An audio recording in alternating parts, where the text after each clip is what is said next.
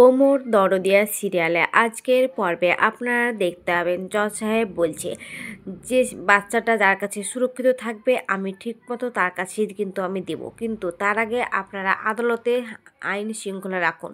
আপনারা যদি এভাবে উত্তেজনা হয়ে পড়েন তাহলে আমি এখনই কিন্তু কাজ বন্ধ করে দেব। তখন বাণীর উকিল বাণীর কাছে যায় আর বলে, আপনি একটু শান্ত হন, আমি বুঝতে পারছি রাগাটা স্বাভাবিক, কিন্তু এভাবে উত্তেজনা হয়ে পড়লে কিন্তু আপনি পাবেন না তাহলে আপনার বিরুদ্ধে কিন্তু চলে যাবে। তখন অরিন্দম বলে, সরি, ভুল হয়ে গেছে। এদিকে বিদ্যুৎকে আবার জিজ্ঞাসা করে, আচ্ছা আপনি বলুন কি বলার আছে আপনার। তখন বলে যে হ্যাঁ, আমার একটাই কথা বলার আছে, আমার মেয়েকে আমি নিব, কারণ ওরা আমার মেয়েকে ভালো করে রাখতে পারে না। তখন বলে জজ সাহেব, আমি চাই যে বিদ্যুৎ ঘোষকে ওর মেয়ে তানিয়াকে দেওয়া হোক। তখন ওর কথা বলা হয়ে গেলে বাণীর উকিল এসে বিদ্যুৎকে প্রশ্ন করে, আচ্ছা একটা কথা বলুন তো, আমি তো শুনেছি আপনি অন্তঃসত্ত্বা মহিলাকে রেখে আপনি 6 বছর আগে সেখান থেকে পালিয়ে এসেছেন, তারা আজ কিসের জন্য আপনি আপনার মেয়েকে নেওয়ার জন্য এত ব্যতিব্যস্ত হয়ে পড়েছেন। তখন বিদ্যুৎ বলে, এ সব কিছু মিথ্যা কথা জজ সাহেব, আমি পালিয়ে আসিনি। তখন বাণীর উকিল জিজ্ঞাসা করে, তাহলে ঠিক আছে, আচ্ছা আপনি বলুন তো যে আপনি এত কথা যখন বলছেন তখন নিশ্চয় আপনি সব কিছুই বলতে পারবেন। তখন বিদ্যুৎ বলে, হ্যাঁ কেন পারবো না, আমি একজন আদর্শ বাবা, আমি আদর্শ স্বামী, আমি কেন বলতে পারবো না, আমি সব কিছুই বলতে পারবো। তখন বাণীর উকিল বলে, ঠিক আছে, আপনি যখন আদর্শ স্বামী তখন একটা কথা উত্তর দেন, তাহলে আপনাদের বিবাহবার্ষিকীটা কবে, আপনি কি বলতে পারবেন? তখন বিদ্যুৎ বলতে পারে না।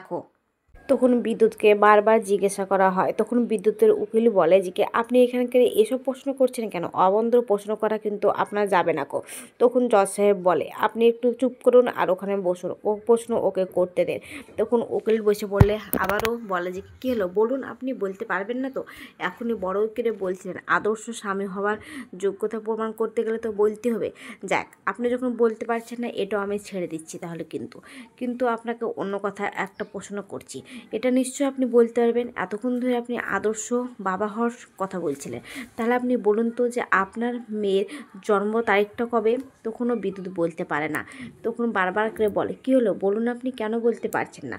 তাহলে কি আমি ধরে নেব যে আপনি পারবেন না? তখন ঠিক টাইমে বিদ্যুৎ বলে দেয়। আর তখন সেখানে বাণী বলে, তাহলে কি আমার মেয়েকে ও পেয়ে যাবে, আমি কি পাবো না? তখন ওখানে মৌলির মা বসে থাকলে বলে, একদম তুই চিন্তা করিস না, ও বলে দিলে কি হয়ে যাবে, সব কিছু ও মুখস্থ করে এসে বললেই হয়ে যাবে, সব কিছু তোর দিকে থাকবে, তুই একটু শান্ত হয়ে বস। এদিকে বাণীকে এখানে এসে কথা বলার জন্য অনুরোধ করে জজ সাহেবকে। তখন জজ সাহেব পারমিশন দিলে বাণী আসে। আর তখন বিদ্যুতের উকিল জিজ্ঞাসা করে, আচ্ছা বলো তো, তুমি যে এতক্ষণ ধরে কথাগুলো বলছিলে, তুমি তোমার সন্তানকে এখানকার নিয়ে এসেছো, কার বাড়িতে আছো? তখন বলে, রায় চ্যাটার্জি বাড়িতে আছি।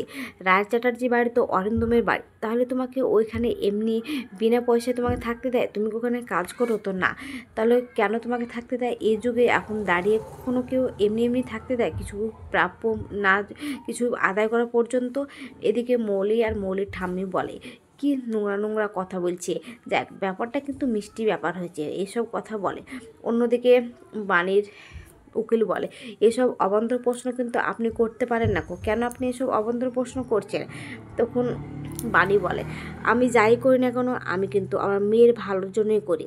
তখন বলে, কি ভালোর জন্য করেন? তো আমি আমার মেয়েকে চাই, আমার মেয়ের জন্য আমি সব কিছু করতে পারি জজ সাহেব, আমার মেয়েকে আপনি দেওয়ার ব্যবস্থা করুন।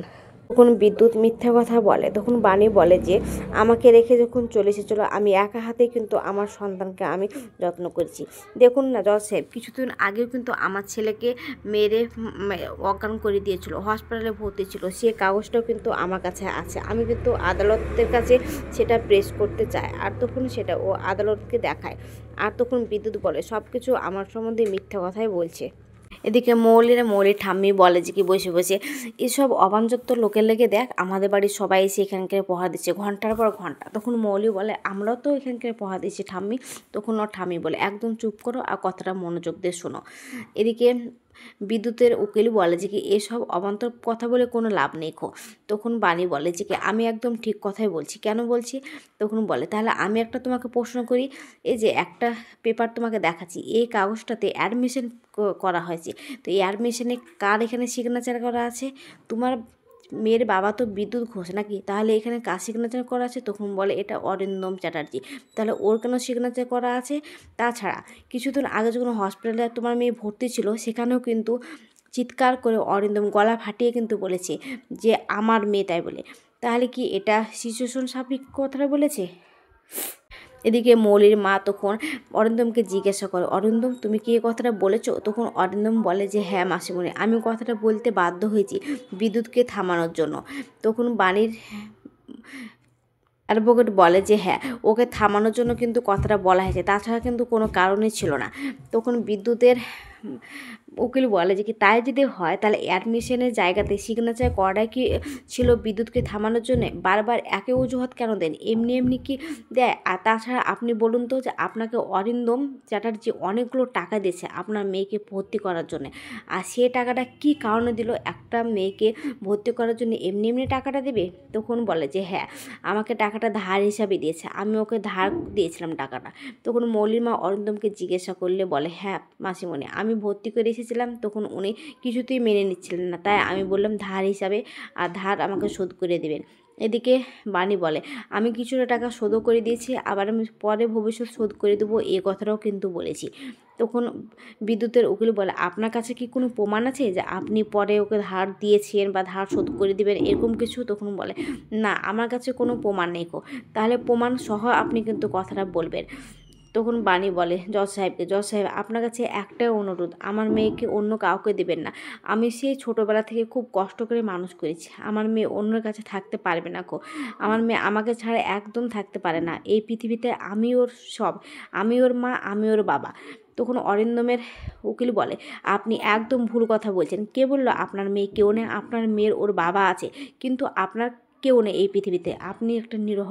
তাই বলছি এখনকার যুগে একটা বাচ্চাকে মানুষ করতে গেলে টাকা বাড়ি সব কিছু লাগে, আর দুটোই আছে বিদ্যুৎ ঘোষের কাছে। তাই আমি জজ সাহেবের কাছে আবেদন জানাচ্ছি যে বিদ্যুৎ ঘোষকে ওর মেয়ে তানিয়াকে দেওয়া হোক। তখন বাণী আবারও জজ সাহেবের কাছে হাত জোড় করে আর বলে না জজ সাহেব, আপনি এই কাজটা কিছুতেই করতে পারেন না গো, আমার মেয়েকে আপনি আমার কাছেই ফিরিয়ে দেন। তখন বিদ্যুতের উকিল বলে এখন দেখুন না, ইমোশনালি ব্ল্যাকমেল করছে, কিন্তু এটা কখনোই কাজে দেবে না গো, যেটা সত্যি সেটাই বলছি।